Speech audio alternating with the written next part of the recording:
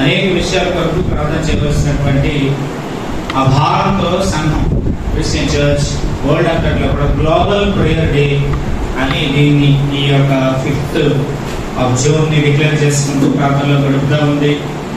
కాబట్టి దయచేసి మీరు కూడా ఇంకా అనేక విషయాల కొరకు భారంతో మనం చేయగలిగిన గొప్ప పని ప్రార్థన అన్నమాట. ఈ ప్రార్థన పరిచర్య అందరం చేయగలము.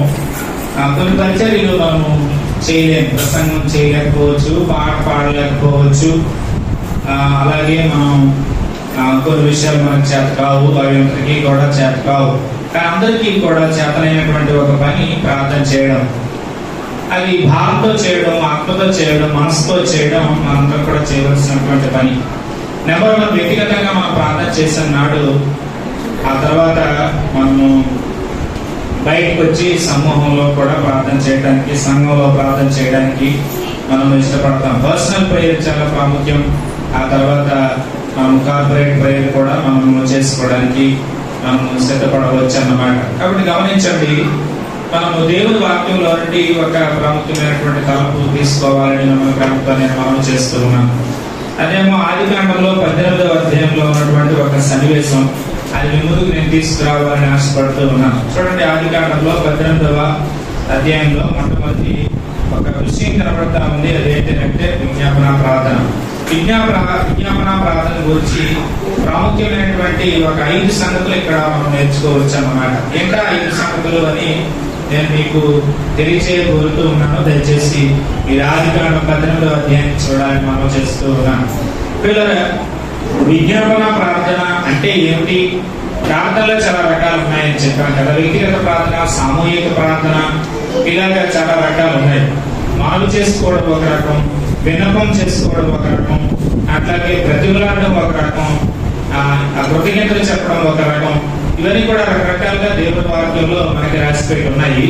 అయితే పిల్లల ఈ రకరకాల వాటిల్లో ఇది గమనించాలి. అదేంటంటే ఈ రోజు నా విజ్ఞాపన ప్రార్థన, ఇంటర్సెషన్ అనేటువంటి ఈ ప్రాముఖ్యమైనటువంటి సంగతిని మనం తెలుసుకోవాలని నేను మిమ్మల్ని కోరుతూ ఉన్నాను. గ్లోబల్ ప్రేయర్ డే అని అంటున్నారు కాబట్టి ప్రపంచమంతా, సంఘమంతా ప్రార్థనలో గడుపుతుంది కనుక పిల్లల ఈ ఇంటర్సెషన్ అనేటువంటి మాటకి అర్థం మరొక వ్యక్తి పక్షాన బ్రతుకులాడడం. ఒక వ్యక్తి పక్షాన మరో వ్యక్తి దేవుని బ్రతుకులాడడం. ఒక సమాజం తరపున నిలబడి దేవునికి బ్రతుకులాడడం ఇంటర్సెషన్ అంటాం. దేవుని ప్రజలకు వ్యక్తులైనా వ్యవస్థ అయినా, అంటే ఒక వ్యక్తి అయినా అనేకులైనా సరే వారి పక్షాన దేవునికి విజ్ఞాపన చేయడం, దేవునికి ప్రార్థన చేయడం, దేవునికి బ్రతుకులాడడం, దేవునికి మనవులు తెలియజేసుకోవడం, దేవునికి మన యొక్క పరిస్థితులను చెప్పుకోవడం, వారి పరిస్థితులను చెప్పడం, అది ఇంటర్సెషన్ అనేటువంటి మాటకి అర్థం ప్రియులారా. కాబట్టి ఈ గొప్ప అలవాటు దేవుని బిడ్డలుగా మనం చేసుకోవాల్సినటువంటి వాళ్ళంగా ఉన్నాం. దేవుని బిడ్డలుగా మనము ఈ విషయాలు చేయాలని దేవుని వాక్యంలో చాలా ఆధారాలు ఉన్నాయి. మీరు చూడొచ్చు. ఏషియా గ్రంథంలో 2వ అధ్యాయం 30వ వచనంలో ఉంటుంది. నిర్గమాకాండంలో 32వ అధ్యాయం 32 ఉంటుంది. లూకాసు వార్త 11వ అధ్యాయంలో 5వ వచనం నుండి 13వ వచనం వరకు కూడా ఉంటుంది. అలాగే మనం దేవుని వాక్యంలో చాలా చోట్ల చూస్తాం ఈ విజ్ఞాపన ప్రార్థన గురించి. అయితే తొలిసారిగా దేవుని వాక్యంలో విజ్ఞాపన ప్రార్థన గురించి ఆదికాండం 18వ అధ్యాయంలో రాయబడింది. కాబట్టి 18వ అధ్యాయంలో రాయబడినటువంటి ఈ యొక్క మంచి సన్నివేశం ద్వారా మనం తెలుసుకోవాల్సినటువంటి విషయాలు తెలుసుకుంటే మనం కూడా ఇంటర్సెషన్స్ గా ఉండగలుగుతాం. విజ్ఞాపన ప్రార్థన అంటే వేరొకరి పక్షాన మరొకరి పక్షాన ప్రార్థన చేసేటువంటి విధానాన్ని విజ్ఞాపన ప్రార్థన అంటారు. విజ్ఞాపన ప్రార్థన చేసే వ్యక్తిని విజ్ఞాపనకర్త అంటారు. ఇలా యేసుక్రీస్తు వారి గురించి చెప్పకుండా ఉండలేము మనం ఈ సమయంలో. యేసు ప్రభు వారి భూమి మీదకి వచ్చారు. వచ్చి కొన్నాళ్ళు ఆయన జీవించారు. చాలా విషయాల్లో మాదిరి చూపించారు, ప్రార్థన చేసుకున్నారు. ఆయన లోకాసు వార్తలో మనం చాలా చోట్ల చూస్తాం. ఆయన పెద్దల కడనే లేచాడు, అన్య ప్రదేశానికి వెళ్ళాడు, ప్రార్థన చేశాడు, ప్రజలను పంపివేశాడు, సముద్ర తీరాన ఒంటరిగా ఉండి ప్రార్థన చేసుకున్నాడు. ఏదన్నా ఒక పర్వతానికో కొండకో ఎక్కి ఆయన రాత్రంతా ప్రార్థన చేసుకున్నాడు.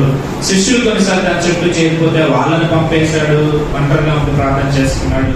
ఇట్లా ప్రభు యేసుక్రీస్తు వారు వ్యక్తిగతంగా తాను ప్రార్థన చేసుకున్నట్టుగా మనం చూస్తాం.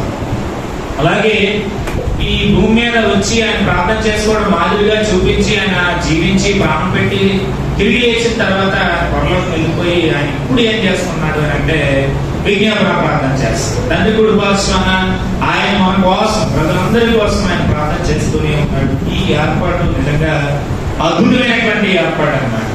నువ్వు ప్రార్థన చేసుకునేదానికంటే, నేను ప్రార్థన చేసుకునేదానికంటే, మనం ప్రార్థనలో గడిపే దానికంటే మనకంటే ఎక్కువ ప్రార్థన భావంలో ఆయన మన కోసం ప్రార్థన చేస్తాం. ఇది చాలా ప్రాముఖ్యమైనటువంటి విషయం. దేవుని వాక్యంలో మనకి ప్రభువారి యొక్క పని ఇలా కనబడుతుంది. నా కోసం ప్రార్థన చేస్తున్నటువంటి ప్రభువా మీకు వందనాలు అని కూడా మన ప్రభుని స్తుతించవచ్చు, ఆరాధించవచ్చు. ఈ విషయాన్ని గమనిస్తే, ఇకపోతే ఈ యొక్క ఆదికాండం 18వ అధ్యాయం దగ్గరకు వచ్చి మనం చూసినట్లయితే 18వ అధ్యాయంలో ఒక సన్నివేశం ఉంటుంది. ఏంటంటే సుధమ కుమారులలో చాలా భయంకరమైనటువంటి పాపం పెరిగిపోతాం. ఈ రోజున 21వ శతాబ్దంలో కూడా లోకం అంతా కూడా అలాగే దినాలు ఎలా ఉంటాయంటే లోతు దినాల్లాగా కూడా ఉంటాయని చెప్పాడు. సో పిల్లల మరి నోవహు దినాలు అంటే నోవహు జలప్రలయం వచ్చే సమయం దాకా కూడా, ఆ నావలోకి వెళ్ళే దాకా కూడా ప్రజలు ఎలా ఉన్నారు? తినచ్చు, త్రాగుచ్చు, వాళ్ళ ఇష్టానుసారంగా వాళ్ళు బ్రతుకుతూ ఉన్నారు. దేవుని గురించి భయం లేదు, దేవుని గురించి భక్తి లేదు. ఎంతసేపు వాళ్ళ ఇష్టం వాళ్ళదే, వాళ్ళ బ్రతుకు వాళ్ళదే. కాబట్టి ఈ రోజు కూడా దినాలు అలాగే ఉన్నాయి. సరైన సందర్భం ఇది. ఈ సందర్భంలో దేవుని వాక్యం మనం తప్పకుండా చూడవలసిన వాళ్ళంగానే ఉన్నాం. లోతు దినాలు కూడా అలాగే ఉన్నాయన్నమాట. వాళ్ళకి ఆ సుధమ గుమర్రాల మీదకి అగ్ని గంటకాలు కురిసే దాకా కూడా వాళ్ళు ఎలా ఉన్నారు అని అంటే తినడం, త్రాగడం, అలా బతికేయడం అలాగే జరిగిపోతా ఉందన్నమాట. ఇలాంటి భయంకరమైనటువంటి పరిస్థితులు నిజంగా ఆ రోజున ఉంటూ ఉంటుండగా మనం అరే ఈ రోజు కూడా ఇలాగే ఉన్నాయి. ప్రభు ఆ రోజు చెప్పాడు, నేను వచ్చే ముందు, రెండో రాకడలో ఈ భూమి మీదకి వచ్చే ముందు వింటున్నారా? ఏంటి చాలా అటెన్షన్ లేదే. వినండి జాగ్రత్తగా. ప్రభు వచ్చేటప్పటికి లోతు దినాలలాగే ఉంటాయి. లోతు దినాలంటే ఏంటి, నోవహు దినాలంటే ఏంటో చెప్తున్నా. రెండు రకాల దినాలు వర్ణకాలంలో జలప్రలయం వచ్చే ముందు, అలాగే అగ్నిగంధకాలు ఆ సుధమ కుమారులు పడే ముందు కూడా మనుషులు దేవుని భయము, భక్తి లేకుండా ఈ రోజున కూడా లోకం అలాగే ఉంది. సో కాబట్టి ఒకసారి యేసుక్రీస్తు వారు చెప్పినటువంటి మాట చూడాలని నేను బైబిల్ తిరగేస్తా ఉన్నాను. లోకాసు వార్త మీరు తెచ్చి చూస్తే ప్రభు దాన్ని ముందుగానే చెప్పాడు అన్నమాట. ఏం చెప్పాడో చూడండి. లోకాసు వార్తలో నేను ఆ మాట మనకొరకు చదవాలని చాలా ఆశపడుతూ ఉన్నాను. భయపడాలని, జాగ్రత్త పడాలని, దేవుడికి భయపడాలని, మనం జాగ్రత్తగా ఉండాలని, ఈ విషయాన్ని మీ ముందుకు తీసుకొని రావాలని ఆశపడుతూ ఉన్నాను. చూడండి ప్రియులారా, లోకాసు వార్తలో 17వ అధ్యాయంలో నేను చదువుతూ ఉన్నాను. 26వ వచనం. లోకాసు వార్త 17వ అధ్యాయం 26 నుండి, నోవహు దినములలో జరిగినట్లు మనిషి కుమారుని దినములలోనూ జరుగును. నోవహు ఓడలోనికి వెళ్ళిన దినము వరకు ఏం జరిగిందో చూడండి. జనులు తినుచు, త్రాగుచు, పెండ్లాడుచు, పెళ్లి తీయబడుచు నుండి అంతలో జలప్రలయం వచ్చి వారిని అందరినీ నాశనం చేస్తుంది. ఈ ఆదికాండం చదివితే వివరాలన్నీ ఉంటాయి. ప్రభువైన యేసుక్రీస్తు వారు లోకాసు వార్తలో ఈ లోకా గారు ఈ మాట పలికినట్లుగా మనం చూస్తాం. అంతలో జలప్రలయం వచ్చింది, వారిని అందరినీ కూడా నాశనం చేసేసి. కాబట్టి పిల్లరా, ఈ రోజున మరి ప్రభువైన యేసుక్రీస్తు వారు వచ్చే దినాల్లో మనం జీవిస్తాం. These are the days of his coming. Son of man is coming soon. వచ్చాడు, ప్రాణం పెట్టాడు, తిరిగి లేచాడు, పరలోకి వెళ్ళాడు, మన కొరకు ప్రార్థన చేస్తున్నాడు, మరి వస్తాడు అని గమనిస్తే ఆ రెండో రాకడ కొరకు ఎదురు చూసేటువంటి నామం ఈ రోజులు ఎలా ఉంటాయి అంటే, ఆ రోజుల్లో నోవహు అడవులోకి వెళ్ళే దాకా ప్రజలు ఎలా ఉన్నారో అలాగే ఉన్నారు. తినచ్చు, త్రాగొచ్చు, పెండ్లాడొచ్చు, పెళ్లి తీయబడచ్చు అంటే లవర్స్ ఆఫ్ ప్లెజర్ అని పౌలు తిమోతి కూడా చెప్తాడు అన్నమాట. సుఖాసక్తే ఎక్కువ అన్నమాట. సుఖం ఉండాలి, తినడం, తాగడం, అదో సుఖం. ఎంతసేపు తిండి, తాగడం, ఎంతసేపు పెళ్లిళ్ళు చేసుకోవడం, పెళ్లికి ఇచ్చుకోవడం, అదే అన్నమాట. సో ఇలాంటి లవర్స్ ఆఫ్ ప్లెజర్స్ అనే వారు ఎక్కువగా పెరిగిపోతున్నారు. దేవుని విడుదలైన వారు కూడా అలాగే దేవుని వదిలేసి, దేవుని సేవకు అయినటువంటి వారు కూడా దేవుని సేవను వదిలేసి తినడం, త్రాగడం, ఈ సుఖించడంలో మునిగిపోయి దేవుని వదిలిపెట్టేసేటువంటి వారుగా మారిపోతూ ఉన్నారు. లేదా రెండవ రాకడలో ఎలా ఉంటారు పరిస్థితులు అని అంటే, ఇదిగోండి పౌలు తిమోతి ఉత్తరం రాస్తూ, రెండవ ఉత్తరం రాసేటప్పుడు 3వ అధ్యాయంలోకి వచ్చేసరికి ఈ విషయాలు కనబడతాయి. చూడండి, నేను చదువుతున్నాను ఆ మాట. 4వ వచనం. దేవుని కంటే సుఖానుభవం ఎక్కువగా ప్రేమించువారు దేవుని కంటే సుఖం కోరుకునేవారు అన్నమాట. అది ఏ రూపైనా కూడా మన జీవితంలోకి రాకుండా చూసుకోవాలి. కొన్నిసార్లు కింద పడుకోవడానికి, కొన్నిసార్లు బాగా లేకపోతే పడుకోవడానికి, కొన్నిసార్లు అడ్జస్ట్ అవ్వడానికి, ఇష్టపడకపోవడానికి కారణం ఏంటంటే లెవెల్స్ ఆఫ్ ప్లేజర్. నా ప్లేజర్ నాదే. అయితే ఇక్కడ అదో కోణం అయితే అక్కడ కూడా డిసిప్లిన్ నేర్చుకోవాల్సినటువంటి వారంగా ఉంటే పిల్లరా, మరో భయంకరమైన విషయం ఏంటంటే దేవుని కంటే స్వభావం. సో దేవుడు అంటే ప్లెజర్ కాదనమాట, దేవుని కంటే సుఖమే ఎక్కువైపోతా ఉందన్నమాట. సుఖాన్ని దేవుని ప్రేమించడం కంటే, అది ఆ మాట అర్థం చేసుకుందాం. 2 తిమోతి 3వ అధ్యాయం 4వ వచనంలో దేవుని కంటే అంటే దేవుణ్ణి ఎక్కువ ప్రేమించడం లేదు. విషయాలు ఎందుకు వెళ్తున్నాం? కూర్చోరా.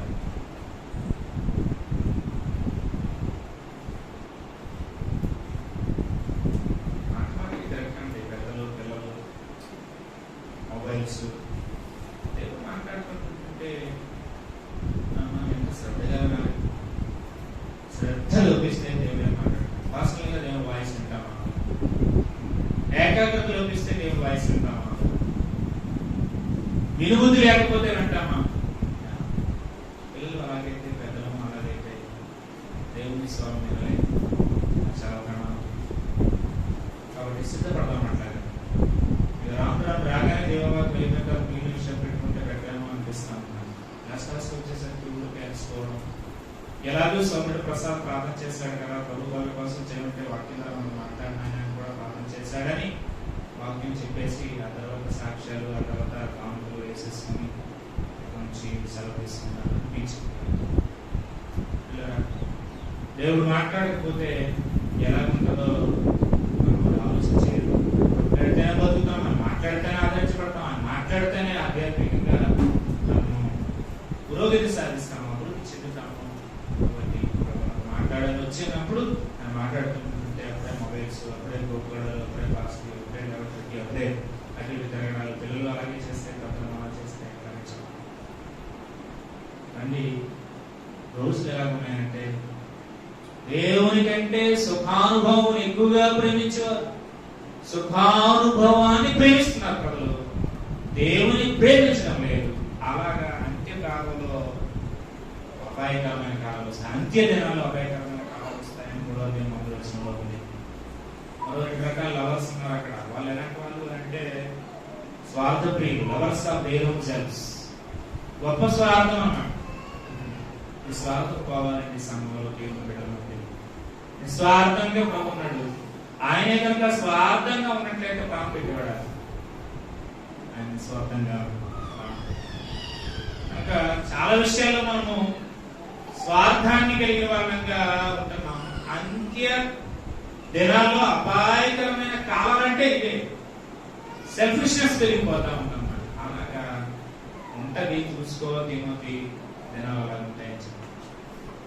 రెండవది 3 రకాల లవర్స్ అక్కడ. స్వార్థ ప్రియులు అని అన్న తర్వాత ధనాపేక్షులు అన్నాడు. లవర్స్ ఆఫ్ మనీ 3 రకాలు. Lovers of pleasure, lovers of their own selves, lovers of money. స్వార్థ ప్రియులు, ధనాపేక్షులు, దేవుని కంటే సుఖానుభవమును ఎక్కువగా ప్రేమించేవారు అంత్య దినాల్లో, అపాయకరమైన కాలాల్లో మనుషులు ఎలా ఉంటారు, మనుషులు ఎలా ఉంటారు, అలా ఉంటారని చాలా విషయాలు చెప్పినా ఈ 3 రకాల విషయాలు మాత్రం ఎత్తుకుంటున్నాడు. చాలా రకాల ప్రజలు తయారవుతారు వచ్చే ముందు అని పావులు కూడా తెలియచేసాడు. మనతో కూడా దేవుడు మాట్లాడుతున్నాడు. మనం దేవుని ప్రేమిస్తున్నామా, ధనాన్ని ప్రేమిస్తున్నామా, సుఖాన్ని ప్రేమిస్తున్నామా, ఎలా సిద్ధపడుతున్నామా అనేది చాలా ప్రాముఖ్యమైన విషయం. ఎందుకు ఈ విషయం చెప్పానంటే, ఇగో లోకా సువార్తలో ఆ 17వ అధ్యాయంలో 4వ దినాలప్పుడు ప్రజలు అలాగే ఉన్నారు. ప్రకారం పెళ్లి చేసుకోవడం, బేటీకి ఇవ్వబడడం, అంతలో జలప్రలయం వచ్చేస్తుంది. ఎంతలో ప్రభు వచ్చేస్తాడు, మనిషి కుమారుడు అంతలో వచ్చేస్తాడు. జలప్రలయం అంతలో వచ్చిందట. వాళ్ళు ఏమో తింటున్నారు, తాగుతున్నారు, పెళ్లి చేసుకుంటున్నారు, పెళ్లికి ఇవ్వబడుతున్నారు. ఎంతకాలం అంటే పిల్లలకు పెళ్లి చేసి తాగుకోవడం కాదు, పిల్లలకు పెళ్లి చేసి తాగుకోవడం, పెళ్లి చేసుకుంటారు. ఇది పెళ్లి చేసుకుని ఇది పిల్లలన్నా పిల్లలకు పెళ్లి చేయడం. అంటే ఈ భయంకరమైనటువంటి పరిస్థితి అరబ్ ఎమిరేట్స్, యూఏఈ, వాళ్ళు పెళ్లి చేసుకుంటుంటా ఉన్నట్టుంటారు. పిల్లలు పుడితే మరి ఆ పిల్లలకి పెళ్లి చేస్తా ఉన్నట్టుంటారు. అలాగా నోవో దినాల్లో మనుషులు పెళ్లి చేసుకోవడం, ఎవరు పెళ్లి చేయడం, పెళ్లి చేసుకోవడం, ఎవరు పెళ్లి చేయడం, పెళ్లి పెళ్లి పెళ్లి, ఎవరు పెళ్లి పెళ్లి పెళ్లి, ఇదే పనికైనా తాడు. ఇలాంటి భయంకరమైన ప్రెషర్, సుఖాసక్తి, సుఖానుభవం ఎక్కువగా ప్రేమించే పరిస్థితి ఆ రోజున ఆ సొదొమ గొమొర్రాలో కూడా ఉంది. ఆ విషయం ఇక్కడ తెలియజేస్తాను. చూడండి 28వ వచనంలో, లోతు దినములలో జరిగినట్టును జరుగును. లోతు దినం ముందు ఏమన్నాడు? నోవహు దినములో జరిగినట్టు, లోతు దినములో జరిగినట్టును జరుగును. ఎలాగుంటాయంటే మనిషి కుమారుని దినాలు ఎలాగుంటాయి? వెంటనే జాతిగా మనిషి కుమారుని దినాలు నోవహు దినంలా జరిగినట్టు జరుగుతుంది. మనిషి కుమారుని దినాలు లోతు దినాల్లో జరిగినట్టు జరుగుతుంది. బహుబరాక్గా ఉండవలసినటువంటి వాళ్ళగా ఉన్నాం, బహు జాగ్రత్త వహించవలసిన వాళ్ళగా ఉన్నాము. ప్రభు చెప్పాడు. ఏం జరిగిందట? లోతు దినాల్లో జనులు తినుచు, త్రాగుచు, కొనుచు, అమ్ముచు, నారు నాటించు, ఇల్లు కట్టుకొనుచు ఉండే. ఇది మనుషులు. మీరు ఎక్కడ చూడండి, ఇల్లు ఎక్కడ సైట్ ఇదే కనబడుతుంటుంది. ఈ ఊర్లోకి వెళ్ళు, ఆ ఊర్లోకి వెళ్ళు, ఎక్కడ ఒక సైట్, అక్కడ ఒక సైట్. ఇది ఎక్కడ ఉంటాడు కానీ హైదరాబాద్ లో ఒక సైట్, ఎక్కడ బతుకుతూ ఉంటుంటాడు వైజాగ్ లో ఒక సైట్, అక్కడ ఫ్లాట్, ఎక్కడ ఒక ఫ్లాట్, ఫ్లాట్ మీద ఫ్లాట్లు, సైట్ మీద సైట్లు కొనుక్కోవచ్చు దాంట్లో. కానీ వీళ్ళరా అందులో నిమగ్నం అయిపోయి త్రాగుచు, కొనుచు, మళ్ళీ స్థలాలు కొనడం, స్థలాలు అమ్మడం, కొండం అమ్మడం, కొండం అమ్మడం, కొండం అమ్మడం, కొండం అమ్మడం, కొప్పకూలిపోయారు వీళ్ళరా చాలా. కొండం అమ్మడం, కొండం అమ్మడం, కొండం అమ్మడమే ఈ లోతు దినాల్లో కూడా సొదొమ గొమొర్రాలో జరుగుతారు. భయంకరమైనటువంటి పరిస్థితి. ఇల్లు కట్టుకోవడం, ఒక ఇల్లు ఉండడానికి కట్టుకోవాలి, సరే కట్టడమే కట్టడం. అక్కడికి కట్టాను, ఇక్కడికి కట్టాను, అక్కడికి కట్టాను, ఇది కడతాను, దీనికి స్లాబ్ వేసాను, దానికి ఇంకేం లేదు, దానికి ఏమో పుట్టి వరకు పెట్టాను, పుట్టి వరకు అయిపోయింది. ఇదే ఇదే ఇదే పని అనమాట. మీరు ఎక్కడ చూడండి అదే కనబడచ్చు. ఇల్లు కట్టుకోవడం, ఇల్లు చేసుకోవడం, తిన్నామా తాగామా. మీరు చూడండి ఊర్లో ఉండే షాపులన్నీ లెక్క పెట్టాల్సి చూడండి. మొత్తం కాకపోయినా కనీసం శివగఢ జంక్షన్ నుంచి మీరు శ్రీకాకుళంలో సూర్యవన్ జంక్షన్ దాకా అలా వెళ్ళండి. ఈ చివరి ఆ చివరి దాకా వెళ్ళండి. కోరుకుంటే ఊరంతా తిరగండి. ఎక్కువ షాపులు ఏవి అంటే ఎండానికి వాట్సాప్లో అర్థమవుతుందా? మా ఫ్రెండ్ ఒకడు ఏమన్నాడంటే, ఎన్నాళ్ళు మాకు పొద్దులు ఉండవు కదా, శ్రీకాకుళం వెళ్ళాలంటే సినిమా హాల్కి వెళ్ళి వచ్చినట్టే. శ్రీకాకుళం అంటే సినిమా హాల్, ఎందుకంటే ఇక్కడ నుంచి స్టార్ట్ అయ్యేది రామకృష్ణ థియేటరు, తర్వాత ఏమో సరసినిమాలు, తర్వాత ఏమో దేవమహాలు ఇప్పుడు లేదు, ఆ తర్వాత ఏమో ఆ వెనకేమో మురళీ టాకీస్, ఆ ముందుకేమో సూర్యమహాలు, చంద్రమహాలు, ఆ తర్వాత ముందుకెళ్తే అక్కడేమో అక్కడ సీతారామ టాకీస్ అని ఒకటి ఉండేది. ప్రఖ్యాపన కింద ఏదో అయిపోయింది. ఇంకా ఊరి చివరికి వెళ్ళిపోతున్నా బాబు, సైకిల్ తోటి వచ్చేవాళ్ళు శ్రీకాకుళం. లక్ష్మీ టాకీస్, ఇలా హాల్లే శ్రీకాకుళం అంటే సినిమా. కానీ ఇప్పుడు మేనేజర్ అబ్జర్వేషన్ ఏంటంటే శ్రీకాకుళం అంటే హాస్పిటల్, అక్కడికెళ్తే ఒక హాస్పిటల్, ఎక్కడికెళ్తే ఒక హాస్పిటల్, అక్కడికెళ్తే ఒక హాస్పిటల్, ఎక్కడికెళ్తే ఒక హాస్పిటల్. అంటే జన్మం తాగడంలో దిగిపోతే హాస్పిటల్కి వెళ్దాం తెలుసు. ఇక్కడ జన్మం అక్కడికి వెళ్దాం. వండుకోవడం లేదని ఒక అబ్జర్వేషన్ చెప్పాడు. గొప్ప అబ్జర్వేషన్ అంటే శ్రీకాకుళం సంగతి తెలుసురా, మోర్ దెన్ 50% రాత్రులు వండుకోవడం లేదు. మోర్ దెన్ 50% రాత్రులు వండుకోవడం లేదు. ఏం చేస్తారు మరి? చక్కగా వండుకొని వేళకి తగ్గేసేయాలమ్మా అనేవారు అన్నమాట. ఇప్పుడు అగ్గి లేదు, అగ్గి లేకపోతారు. అగ్గి ఇక్కడ భోజనాలు రండి అని అనేవారు. వాళ్ళు భోజనాలు అయితే ఒక్కరు రండి, లేదా అగ్గి లేకుండా వచ్చేయండి అంటే అందరు రెండే రాదు. అగ్గి లేకుండామ్మా అని తలగా వచ్చేవాడు. ఇప్పుడు అలా లేదన్నమాట. అగ్గి లేదు సాయంకాలం దేనికేనంటే కార్యక్రమంకి వెళ్ళడానికి కాదు, వాటిలోనే కాదు. పిల్లల ఈ ప్లేజర్ ఎక్కువైపోతాం. ఎన్నో త్రాగడం దేవుని కంటే ఇది ఎక్కువ అయిపోతుందని ప్రభు చెప్పినంత కరెక్ట్గా ఉండదు. కనబడుతున్న విషయాలు, రాయబడిన విషయాలు, ప్రభు చెప్పిన విషయాలు ఎంత సరిపోతున్నాయో మనకు అర్థమవుతుంది. ఆ ప్రకారమే చెప్పకుండా ఒక మాట చెప్పాడు చూడండి, అద్భుతమైన విషయం. నోవహు ఓడలోనికి వెళ్ళిన దినం అంటే నోవహు యొక్క కొడుకులు ముగ్గురు, షేము, హాము, యాపెతు, వాళ్ళ భార్యలు ముగ్గురు, ఎంతమంది అయ్యారు? 7. లోతు భార్య నోవహు భార్య 8 మంది. 8 మంది ఓడలోనికి వెళ్ళిపోయిన దినం వరకు కూడా మనుషులాగే బ్రతికారు. అంతలో జలప్రలయం వచ్చింది. మిగిలిన వారు ఉంటారు, మిగిలిన వారిని తప్పించి మిగిలిన వారు ఉంటారు కూడా చాలా మనిషి చూసారు. నెలలో మునిగి దేవుని కోపం ఏదన్నా వచ్చిందంటే జలప్రలయం మొట్టమొదటి పెద్ద కోపంగా మనకు బైబిల్లో కనబడుతుంది. జలప్రలయం ప్రపంచం అంతా వస్తే ఎలా ఉంటుందో ఊహించండి. ఒక సునామీని చూడండి, ఒక తిత్లీని చూడండి, ఒక హుదూదుని చూడండి. ఎంత నాశనం, మనుషులు నాశనం అయ్యే చోట కొట్టుకొని పోయేసరికి ఎలా ఉంటుందో నెలలో దేవుని యొక్క పాపం ప్రపంచం అంతా వచ్చింది. ఒక ప్రాంతానికి వచ్చిన ఓ సునామీ, ఒక ప్రాంతానికి వచ్చిన ఒక గోదావరి వరదే అంత భయంకరంగా ఉన్నట్లయితే ప్రేమ కలిగినటువంటి దేవుడు అదే సమయంలో నీతి కలిగిన దేవుడు కనుక కోపిస్తాడు. అది మర్చిపోవద్దని నేను మనం చేస్తూ ఉన్నాం. ఇక్కడ చూడండి, లోతు దినములలో జరిగినట్టు జరిగింది. ఏమైందట? అయితే లోతు సొదొమ విడిచిపోయిన దినమున ఆకాశము నుండి నోవహు ఓడలోనికి వెళ్ళిన దినం వరకు ప్రకటనలో అందులో జలప్రలయం వచ్చేసింది. ఇక్కడ చూడండి పిల్లల జనులు తిరిగి త్రాచు కొంటూ ఇలాగ బతికేస్తున్నారు, అమ్ముకుంటున్నారు, ఇల్లు కట్టుకుంటున్నారు. అయితే లోతు సొదొమ విడిచిపోయిన దినం ఆకాశం నుండి అగ్ని గంధకములు కురిసి వారినందరినీ నాశనం చేశాను. ఆ ప్రకారమే మనిషి కుమారుడు ప్రత్యక్షమవుతున్న జరుగును. కాబట్టి పిల్లరా, మనిషి కుమారుడు దినంలో కూడా ఇలాగే జరుగుతుంది. అంటే ఏంటి జరుగుతుంది? అగ్నిగంధకాలు వస్తాయని, లేకపోతే జలప్రలయం వస్తుంది అని కాదు. దాని అర్థం వదిలిపెట్టబడే పరిస్థితి వస్తుంది అని అర్థం. జాగ్రత్తగా ఉండాలి. అక్కడ చాలా విషయాలు రాయబడ్డాయి. మిద్ది మీద ఉండేవారు ఇంట్లో ఉండే సామాన్ని తీసుకోవడానికి ఇప్పుకోకూడదు. ప్రభు చెప్పారు. పొలంలో ఉండేవాడు తిరిగి రాకూడదు. పొలంలో ఉండే మంచిది. మిద్ది మీద ఉంటే ప్రభుత్వ లాగా అర్థించటే వెళ్ళిపోవాలి. లోతు భార్య జ్ఞాపకం చేసుకోండి. మీకు తెలుసు కదా, ఆమె వెనక్కి తిరిగింది. ఈ 18వ అధ్యాయంలో అధికారంలో ఆమె ముగ్గు స్తంభం అయిపోయింది. Remember Lord's wife. లోతుని జ్ఞాపకం చేసుకుంటే, లోతు కోసం అబ్రాహాము ప్రార్థన చేశాడు. అక్కడ నేను ముగించాను.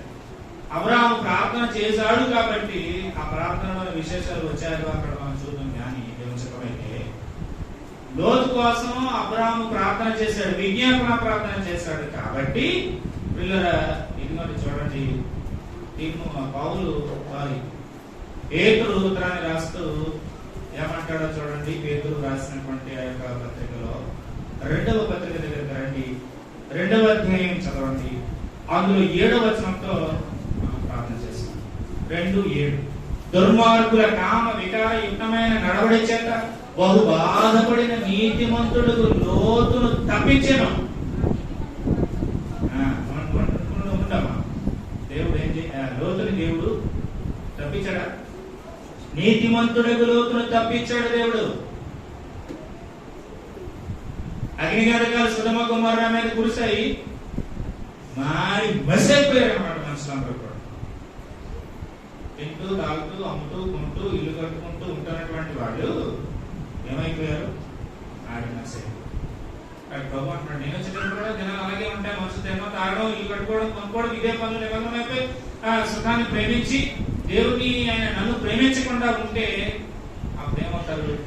ఇలాగే విడవబడతారు. ఇలాగే అయిపోతుంది వారి పరిస్థితి. అయితే ప్రార్థన చేసినటువంటి అబ్రహాము ఆ లోతు కోసం ఎంత బాగా ప్రార్థన చేశాడు, ఎంత విజ్ఞాపన చేశాడో ఈరోజు కూడా అలాగే అయ్యా మా వాడితో తెలుసుకోబడకూడదు. లోతు దినాల్లాగా, నోవహు దినాల్లాగా మనిషి కుమారుని దినాలు ఉంటాయి కనుక మనం ఎలా సిద్ధపడాలి? Remember Lord's wife. లోతుని జ్ఞాపకం చేసుకుంటే లోతు భార్యని జ్ఞాపకం చేసుకోవచ్చు. ప్రభు లోతు భార్యని జ్ఞాపకం చేసుకున్నాం. శ్రేణకుడిలో భలే ఉంటుంది. రిమెంబర్ లార్డ్స్ వైఫ్ అనే టీం పెట్టుకొని లోతు భార్య ఎలాగో ఆలోచన చేస్తే లోతు భార్యలాగా మిగిలిన భార్య స్త్రీలు ఉండకుండా మనిషి కుమారుని జన్మలో ఆయన ఎదుర్కోవడానికి సిద్ధపడవచ్చు. కేవలం ఇదే పనిలో జీవించకూడదు. మన జీవితాన్ని పెట్టుకోవాలి. పర్లోకంలో మనకి ఇల్లు కట్టాడు కనుక ఆ ఇంట్లోకి వెళ్తామనేటువంటి ఉద్దేశంతో ఇక్కడ ఇల్లు కట్టుకుని ఆ ఇంట్లో జీవిస్తూ ఆ ఇంట్లోకి వెళ్తామని ఎదురు చూశాడు అబ్రహాం. అబ్రహాం అలాగే ఎదురు చూశాడు. దేవుడు దేనికి సేపో, దేవుడు దేనికి నిర్మాణకుడో ఆ పునాదులు జరిగిన పట్టణం వైపు ఎదురు చూస్తూ ఈ భూమి మీద వాగ్దత్త దేశంలో ఉండి కూడా, దేవుడు వాగ్దానం చేసిన దేశంలో ఉండి కూడా పరదేశీగా ఉంటూ ఎదురు చూస్తూ ఉన్నాడు. అబ్రహాం అలా ఉంటే కొడుకు ఇస్సాకు, ఆ తర్వాత యాకోబు, ఆ తర్వాత ఆ పితరులందరూ కూడా అలా జీవించారు కనుక నేను వారి దేవుడిని నేను ఎవరనుకున్నారు ప్రభు వారి గురించి సాక్ష్యం పలికాడు. ఇలా చాలాసార్లు ఈ వాక్యం మనం విన్నాం. నేను ఎవరన్నా తెలుసా, నేను పలానా సంఘానికి దేవుడిని, పలానా వ్యక్తికి దేవుడిని, పలానా పేరు కలిగిన వ్యక్తికి నేనే దేవుడిని, వాళ్ళ దేవుడిని ఎవరనుకున్నారు నేనే అని చెప్పగలిగేటట్టుగా మనం దేనికోసం ఎదురు చూస్తున్నాము, దేనికోసం సిద్ధపడుతున్నాము అనేది చాలా ప్రాముఖ్యం. ప్రార్థన చేద్దాం, అలాగా ఉందాం. రెండో మాట, ఈ లోతు దగ్గర మనం నేర్చుకోవాల్సినటువంటి విషయం, ఆ నీతిమంతుడు వారి మధ్య కాపురం నుండి తాను చూచిన వాటిని బట్టి వినిన వాటిని బట్టి వారి అక్రమమైన క్రియల విషయంలో దినము నీతిగా తన మనస్సును నొప్పించుకొని వచ్చాడు. దుర్మార్గులకు ఆమె వికారయుక్తమైన నడవడి చేత బాధపడిన లోతును దేవుడు తప్పించాడు. ఈ లోతు వారి మధ్యలోనే కాపురం ఉన్నాడు. మన చుట్టూ కూడా మనుషులు అలాగే ఉన్నారు. ఏవైతే చూస్తున్నామో, ఏవైతే వింటున్నామో, ఎంత భయంకరంగా ఉన్నాయంటే జనాలు, ఎంత భయంకరంగా ఉన్నాయి జనాలు. ఏవి చూస్తున్నామో, ఏవి వింటున్నామో వాటిని బట్టి మనం ఏం చేయాలట, మన నీతిగా మనసు నొప్పెడుతుందా? అయ్యో, మొబైల్ ముందు కూర్చొని 44 లక్షల పైగా నాన్నగారిది పోయేటట్టుగా వాడు మొబైల్ గేమ్ లో మునిగిపోయాడు. అయ్యో, పిల్లలకి అయిపోయారని ప్రార్థన చేద్దాం, పిల్లల కోసం ప్రార్థన చేద్దాం. ఓ మైనర్ అయి ఉండి మరి కొంతమంది మైనర్లు కలిసి హైదరాబాద్ లో క్లబ్కి వెళ్ళి ఆడి పాడి తమలాడి తింటూ తాగుతూ ఉండడం అంటే అదే. అలా చేసి ఆ పాపని, ఆ మైనర్ని వారు తోటి మైనర్లే పాడు చేసి చంపేశారు. ఇలాంటివి ఎన్ని చూస్తున్నామో మనం. ఇప్పుడే ఇలా ఉండి పాట నేను ఇలా వెరిఫై చేసుకుంటూ దేవుడి వాక్యం కూడా అదా ఏదందించాలి అని కొన్నిసార్లు తాపత్రయపడుతున్నప్పుడు ఆ వెరిఫికేషన్ లో మొబైల్లో ఈ స్టేజ్ మీద ఉంటున్నప్పుడు కూడా ఎన్నో వార్తలు వస్తున్నాయి న్యూస్. ఆజ్ఞాన్లో 60 ఏళ్ళు 15 ఏళ్ళు కలిగినటువంటి ఆస్తి వాటినైనా 15 సంవత్సరాలు కలిగిన పాపని నీ కరోనా మంది ఇస్తానని తీసుకెళ్లి చాలా రోజులుగా మధ్య ఇచ్చేసి ఆమెతో ఆ పాపతో అత్యాచారం చేస్తూనే ఉన్నాడు. సెలవులు పిచ్చేసారు కదా, ఇంటికి వెళ్ళిపోయింది, వాంతులు చేసుకుంటుంది, బ్లీడ్ అయిపోతుంది. ఏం కారణం అంటే ఈ ప్రబుద్ధుడు 60 ఏళ్ళ వాడు చాలాసార్లు తనకి అనుభవించిన కారణం చేత గర్భిణీ అయిపోయింది. అది గర్భస్రావం అయిపోయి ఇంటికి వెళ్ళాక బ్లీడింగ్ అయిపోతారు. 60 ఏళ్ళు 15 ఏళ్ళు అమ్మాయి కావాల్సి వచ్చింది. పోర్నోగ్రఫీ అంత భయంకరంగా 60 ఏళ్ళ వాడిని 15 ఏళ్ళ వాడిని వారి వరుస వయసు తేడా లేకుండా పిల్లల పాడు చేసేస్తా ఉంటుంటే దినదినము నీతి కదా నీ మనసుకు నొక్కడకుండా. లోతును ఎందుకు తప్పించాడంటే దుర్మార్గుల కామ వికార యుక్తమైన నడవడి చేత బహుబాధపడుతున్నాడు కనుక దేవుడేమో అబ్రహాం ప్రార్థన చేస్తుంటే లోతును తప్పించాడు.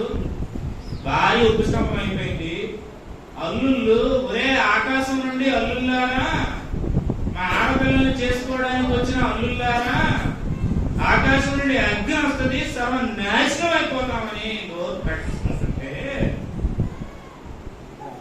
లోతు అల్లుల దృష్టికి ఎగతాళి చేయువాని ఊరుకోమాయ చూడలేదు. మామ అగ్ని ఆకాశం నుండి రావడమే ఊరుకోమాయ అని ఎగతాళి చేశారు అల్లుళ్ళు. అల్లుళ్ళందరూ కూడా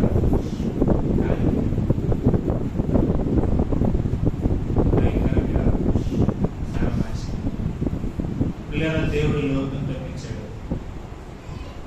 మామవాటి వినలేదు. మామవాటి వింటున్నట్టే విని అత్త వచ్చింది బయటికి. దేవుని దోత లోతు తడవు చేయగా మైదానంలో పారిపోము, ఈ సొదొమ కుమారుని విడిచిన తర్వాత అగ్నిగంధకాన్ని కురిపిస్తాను అని దేవుడు చెబితే తడవు చేశాడట.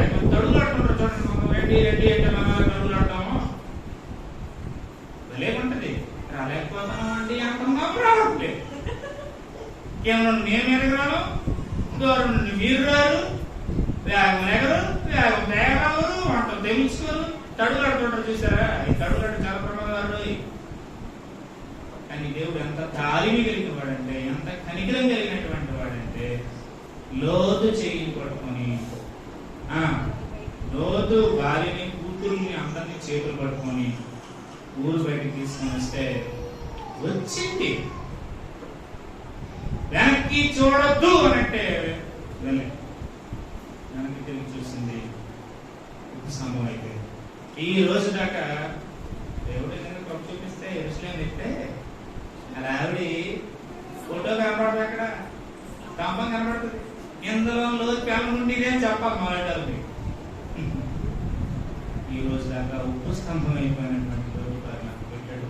ప్రభు వచ్చి యెరూషలేములో తిరుగుతూ లోతు భార్యని జ్ఞాపకం చేసుకోండి. మనుషుని కుమారుని దినములు అలాగే ఉంటాయి.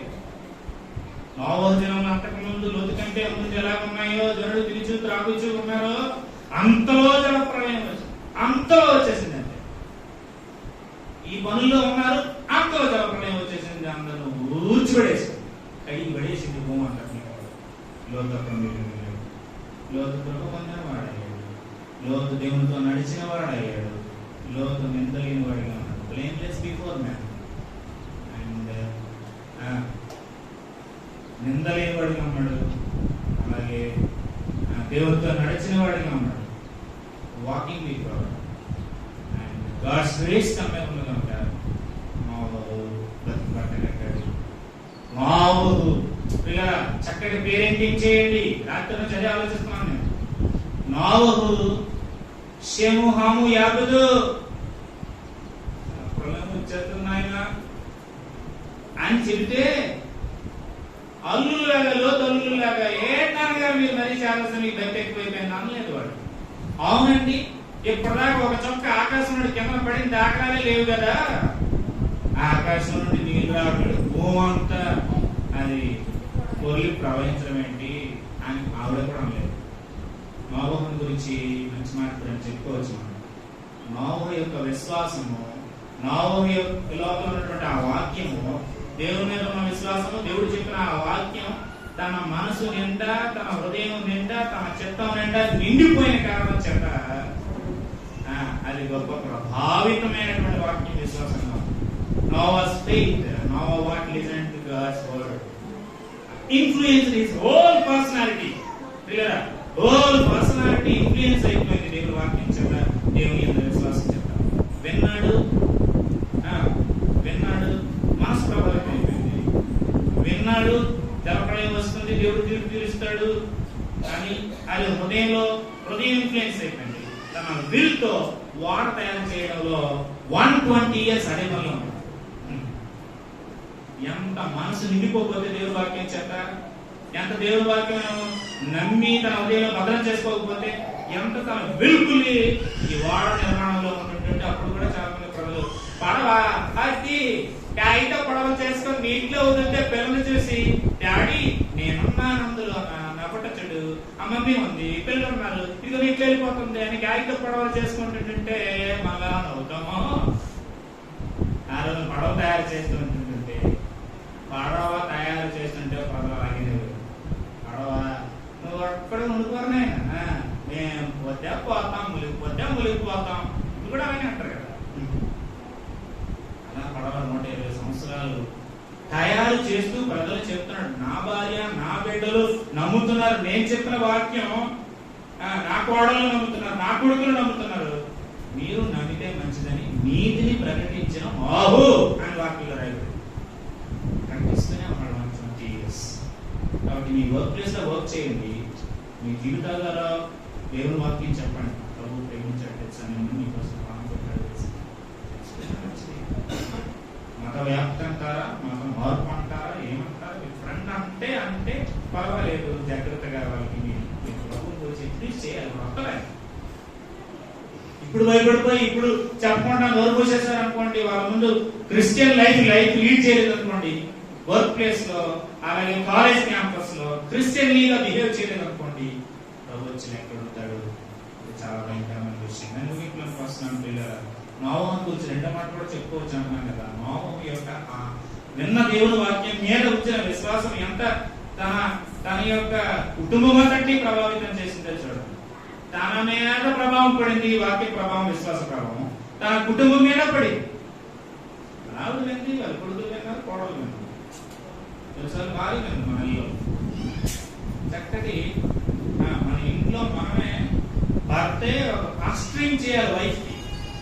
వైఫ్ మీద పాస్టర్ హస్బెండే, పిల్లల మీద పాస్టర్ ఫాదరే. పాస్టరింగ్ చేయాలి, యాజకత్వం చేయాలి. ఇక్కడ యాజకత్వం ఒకరు చేస్తారు దేశంలో, బట్ మీ ఇంట్లో ఉండే సమయం ఎక్కువ కదా మీ భార్య పడదు. అక్కడ పాస్టరింగ్ చేయాలి. దేవుని గురించిన భయాన్ని దేవుడు నాకు మాట్లాడాల్సిన అబ్రాహం గురించి దేవుడు అంటాడు. అబ్రాహం నాకు తెలుసు, ఎలా తెలుసా? నా కట్టాడు తన ఇంటి వారికి నేర్పిస్తూ ఉన్నవాడిగా నేను నాకు అబ్రాహం తెలుసు. నేను ఎరిగి ఉన్నాను. ఎలా ఎరిగి ఉన్నాడంటే దేవుని వాక్యాన్ని తన ఇంటి వారికి బోధిస్తాడు. బోధించాలి, బిడ్డలు బోధించాలి, భార్యకి బోధించాలి, పిల్లలకి కావాలి బోధించాలి. కొన్ని ఇళ్లలో కొడుకులు విన్నారు, కొన్ని ఇళ్లలో కోడలు విన్నారు. మామగారు మాటలు కోడలు విన్నారు. ఈరోజు ఎంతమంది మామగారు తమ కోడలు దేవుని భక్తి నేర్పుతారండి, దేవుని వాక్యం నేర్పుతారండి. ఆ మామకి దేవుని వాక్యం వచ్చా, ఆ తండ్రుడికి దేవుని వాక్యం వచ్చా, దేవుని కట్టడలు వచ్చా, దేవుని సత్యం తెలుసా? పెద్దలు అయిపోయారంటే అయిపోయారు, కానీ పిల్లలకి చెప్పగలిగే స్థితిలో ఉన్నారా? దేవుని వాక్యం చెప్తారు.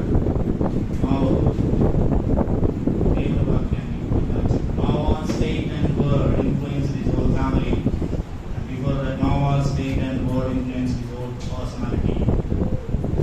ఆయన దేవుని వాక్యం చేత, విశ్వాసం చేత ఆయన వ్యక్తిత్వం అంతా నిండిపోయింది. అదే వాక్యం దేవుని యొక్క విశ్వాసాన్ని కుటుంబానికి కూడా చెప్పారు. చాలా అద్భుతమైన విషయం. నోవహు, లోతు. నోవహు టైంలో జలప్రలయం, లోతు టైంలో అగ్ని గంధకాలు కురవటం. మన కళ్ళ ముందు దేవుడు చూపించి ప్రొమైన్ చేసే కాలంలో అంటాడు, నేను చెట్టకుండా మనుషులు అలాగే ఉంటాను, మీరు మాత్రం చెక్కకుండా, మీరు మాత్రం లోతులాగా ఉండండి, లోతు భార్యలాగా ఉండకండి, లోతు యొక్క అల్లులాగా ఉండకండి, ఇగో నోవహులాగా ఉండండి, ఆనాటి ప్రజలాగా ఉండకండి. ఎంత విధేయత చూపించారో క్షేమోహం చేయవద్దు. నా భార్య వాళ్ళందరూ కూడా పడవలు తిరిగిపోయారు, చక్కగా నిలిపోయారు. ఎంత ఏడ్చుంటారో ప్రజల కోసం. అప్పుడు ఎంత ఏడ్చినా ప్రయోజనం ఏముంటుంది? జలప్రలయం అందరూ కొట్టుకుని వెళ్ళిపోతుంటే చెప్తే వినలేదని ఎంతమంది పడవ చుట్టూ చేరిపోయి కుట్టుకొని వెళ్ళిపోతున్నారు. పడవలో వెళ్ళడానికి లేదు అవకాశం.